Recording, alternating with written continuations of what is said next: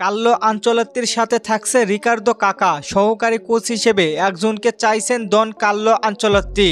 আনচেলত্তিকে নিয়ে একের পর এক গুঞ্জন, শেষ পর্যন্ত ব্রাজিলের সঙ্গে চুক্তিতে এসেছেন কার্লো আনচেলত্তি। আগামী ২৬ তারিখে ব্রাজিলে যোগ দিবেন তিনি। চলতি মাসের শেষ সপ্তাহে আনচেলত্তি জানাবেন তিনি ব্রাজিলের কোচ হচ্ছেন। একই সাথে জাবি অ্যালোনসো ঘোষণা দিবেন তিনি রিয়াল মাদ্রিদের কোচ হিসেবে দায়িত্বে নিচ্ছেন। আনুষ্ঠানিক ঘোষণা শুধু সময়ের অপেক্ষা।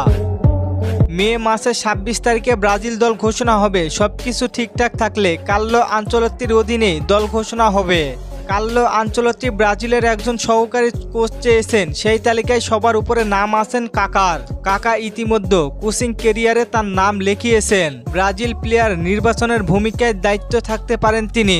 এছাড়া রিয়ালে কার্লো আনচেলত্তির সাথে দেখাও করেছেন তিনি।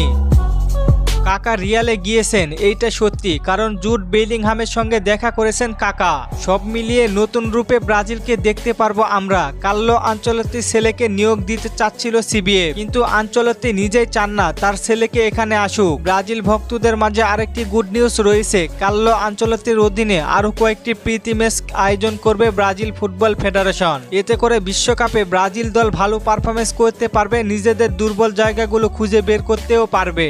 এছাড়া প্লেয়ার নির্বাচনে বড় সুবিধা হবে কার্লো আনচেলত্তির। ২০২৬ বিশ্বকাপের আগে নতুনভাবে ব্রাজিলের দেখা মিলতে চলেছে। তবে আপনাদের মতে সহকারী কোচ হিসেবে কাকে চাইছেন? কাফু, রোনালদিনহো, কাকা নাকি অন্য কেউ? জানিয়ে দিন কমেন্ট করে। রিফাত ভাই প্রশ্ন করেছেন ব্রাজিলের কোচ কবে ঘোষণা করবেন? ভাই ২৬ তারিখে অফিসিয়ালি ঘোষণা আসতে পারে।